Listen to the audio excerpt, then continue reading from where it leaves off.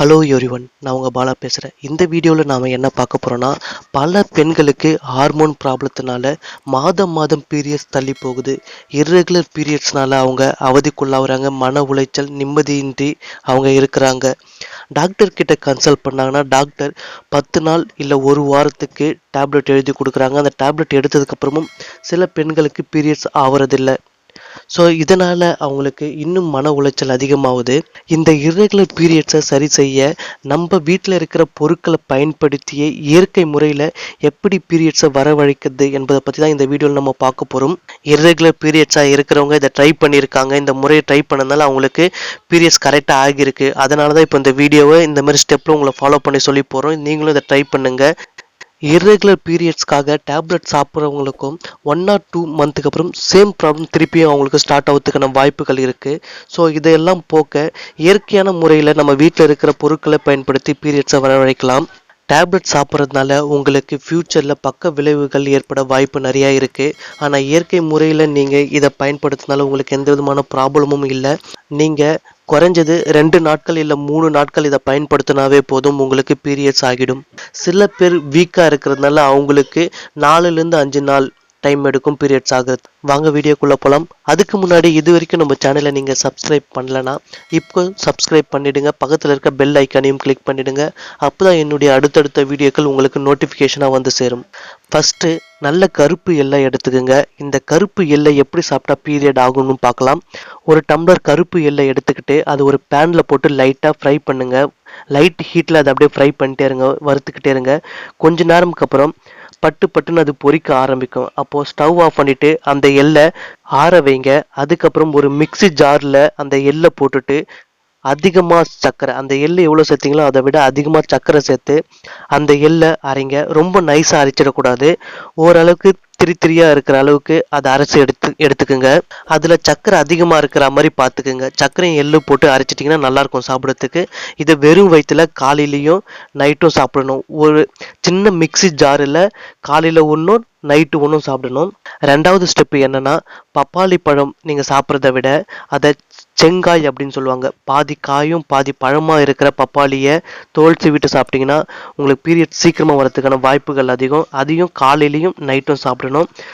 அது கூட அன்னாச்சி பழம் எம்டி ஸ்டொமக்கில் வெறும் வயிற்றுல காலையில் பப்பாளியும் அன்னாச்சி பழமும் சாப்பிடணும். இது குடிக்கிறதுக்கு நீங்கள் என்ன வச்சுக்கலாம்னா இஞ்சி டீ. மார்னிங் டீ காஃபியை குடிக்கிறதுக்கு பதிலாக இஞ்சி டீ குடிங்க. வெல்லம் போட்டு இஞ்சி டீ குடிக்கணும். வெல்லம் இல்லைன்னா தேன் இருந்துச்சுன்னா தேன் சேர்த்து இஞ்சி டீ குடிங்க. இது ரொம்ப நல்லது. முதல்ல நிறைய இஞ்சி எடுத்து நல்லா ஃப்ரெஷ்ஷாக இருக்கிற இஞ்சி எடுத்துக்கங்க. எடுத்து நல்லா நசுக்கிங்க. நல்லா சாறு வர அளவுக்கு நல்லா நசுக்கிட்டு 2 கிளாஸ் தண்ணியில் இந்த இஞ்சியை போட்டு கொதிக்க விடுங்க. அது 1 கிளாஸ் தண்ணி அளவுக்கு பாதியாக வரணும். நல்லா கஷாயம் மாரி வந்ததுக்கப்புறம் காலையில் ஒரு தடவை, நைட்டு ஒரு தடவை இதை குடிக்கணும். 3வது என்ன பார்த்தீங்கன்னா, இனிப்பு வகைகள் நிறையா சாப்பிடணும்.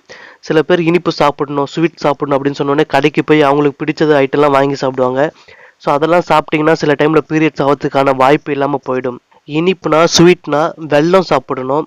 மைசூர் பாக் சாப்பிட்லாம், ஜிலேபி சாப்பிட்லாம், லட்டு, பாதுஷா இதை நீங்கள் சாப்பிட்டீங்கன்னா தான் உங்களுக்கு பீரியட்ஸ் ஆகக்கூடிய வாய்ப்புகள் அதிகம். இந்த மாதிரியான ஸ்வீட்டை சாப்பிடுங்க. வெல்லம் நிறைய சாப்பிடுங்க. அதுக்கப்புறம் என்ன பண்ணணும்னு பார்த்தீங்கன்னா, வெயிட்டு தூக்கணும். உங்களால் எவ்வளோ முடியுமோ அந்த வெயிட்டை கீழே நல்லா குனிஞ்சு, பாடி பில்டர் தூக்குவாங்களே அந்த மாதிரி நீங்கள் வளைஞ்சு அதை நல்லா தூக்கி உங்களை தலைக்கு மேலே கையை நல்லா உயர்த்தி ஒரு 10 செகண்ட் 20 செகண்ட் உங்களால் எவ்வளோ முடியுமோ அவ்வளோ டம் பிடிச்சி நீங்கள் வெயிட்டை தூக்கிட்டு நின்னீங்கன்னா உங்களுக்கு சீக்கிரமாக பீரியட் ஆகிடும். சொல்ல முடியாது, உங்களுக்கு அப்பயே கூட வித்தின் 1 ஹவரில் கூட பீரியட்ஸ் ஆகிறதுக்கு வாய்ப்புகள் ரொம்ப அதிகம். இல்லைன்னா அந்த நாளுக்குள்ளேயே உங்களுக்கு பீரியட்ஸ் ஆகிடும். உங்களுக்கு லாஸ்ட்டாக இன்னொரு முக்கியமான டிப்ஸையும் கொடுக்குறேன். இது ரொம்ப முக்கியமானது. இதை செய்தீங்கன்னா உங்களுக்கு பீரியட்ஸ் இன்னும் சீக்கிரமாகவே ஆகிடும். மெடிக்கல் ஷாப்பில் ஹேட் பேக் விற்பாங்க. அது ஸ்மால் சைஸ் வாங்கிக்கோங்க. அது ஒரு 100 ரூபாய்க்குள்ளே தான் இருக்கும். அதில் சுடு தண்ணியை ஃபில் பண்ணிட்டு, நல்லா சூடாக இருக்கிற தண்ணியை ஃபில் பண்ணிவிட்டு அடி வயிற்றுல தொப்புளுக்கு கீழே அதை வைக்கணும். உங்களால் எவ்வளோ நேரம் முடியுமோ 1 ஹவரோ 2 ஹவரோ 3 ஹவரோ இந்த மாதிரி நீங்கள் காலையில் நைட்டு தூங்கும் போது வச்சுட்டு படுத்தாலும் ஓகே தான். இன்னைக்கு காலையில் நீங்கள் நார்மலாக உட்காந்துட்டு இருக்கும்போதும் இல்லை வேலை செஞ்சுட்டு இருக்கும்போது கூட உங்களுடைய அண்ணா கயிறுக்குள்ளே அதை வச்சுட்டிங்கன்னா ஒரு 1 ஹவர் 2 ஹவர் 3 ஹவர் இந்த மாதிரி நீங்கள் 2 நாள் இல்லை 3 நாள் பண்ணும்போது அந்த ஹீட்டுனால கர்ப்பப்பை ஹீட் ஆகி உடம்பு ஹீட் ஆகி உடனே பீரியட்ஸ் ஆகும். இப்போ நான் சொன்ன இந்த 5-6 ஸ்டெப்பும் நீங்கள் குறைஞ்சது 3 நாள் இல்லை 4 நாள் ஃபாலோ பண்ணீங்கன்னாவே போதும், உங்களுக்கு உடனே பீரியட்ஸ் ஆகிடும். சில பேருக்குலாம் 2வது நாளே பீரியட்ஸ் ஆகிடும். ஸோ அதனால இதை கரெக்டாக ஃபாலோ பண்ணணும், எல்லா ஸ்டெப்புமே ஃபாலோ பண்ணணும். சில பேர் என்ன பண்ணுவாங்கன்னா எள்ளு மட்டும் சாப்பிடுவாங்க, வயிற்றை மட்டும் தூக்குவாங்க, இஞ்சி டீ மட்டும் தான் குடிப்பாங்க, இல்லை பப்பாளி பழம் மட்டும் சாப்பிடுவாங்க. இந்த மாதிரி ஒன்றா பண்ணக்கூடாது. நீங்கள் பண்ணுறீங்கன்னா கரெக்டாக எள்ளு சாப்பிடணும், பப்பாளி பழமும் சாப்பிடணும், இஞ்சி டீயும் குடிக்கணும், வெயிட்டும் தூக்கணும். இந்த ஏர் பேக்கும் நீங்கள் அடி வயிற்றுல வச்சிங்கன்னா உங்களுக்கு 3 நாள் நீங்கள் இதை கரெக்டாக பண்ணிட்டீங்கன்னாவே போதும், ஆட்டோமேட்டிக்காக உங்களுக்கு பீரியட்ஸ் ஆகிடும். அதே மாதிரி இர்ரெகுலர் பீரியட்ஸாக இருக்கிறவங்க வந்துட்டு மாதம் தள்ளி போதும் நீங்கள் வருத்தப்படவே தேவையில்லை. நீங்கள் ரெகுலராக பேரிச்சம்பழமும் தேனும் எடுத்துக்கணும். இந்த பேரிச்சம்பழமும் நீங்கள் தேனும் ரெகுலராக எடுக்கிறதுனால என்ன ஆகும்னா உங்களுக்கு ஹீமோகுளோபின் லெவல் இன்க்ரீஸ் ஆகும். ஹீமோகுளோபின் வேறு ஒன்றும் இல்லை, உங்கள் உடம்புல இருக்கிற ரத்த அணுக்கள் தான். அது இன்க்ரீஸ் ஆனால் தான் உங்களுக்கு ரத்தம் வெளியே வரும். ஸோ அதனால் அது நீங்கள் டெய்லி பேரிச்சம்பழமும் தேனும் எடுத்துக்குங்க. அது மட்டும் இல்லாமல் நல்லா ரத்த கலரில் சிவப்பு கலரில் இருக்கிற கறியை சாப்பிடுங்க. ஆட்டுக்கறியோ இல்லை மாட்டுக்கறியோ நீங்கள் எது சாப்பிடுவீங்களோ அந்த கறியை நல்லா சிவப்பு கலரில் இருக்கிற கறியை வாங்கி சாப்பிடுங்க.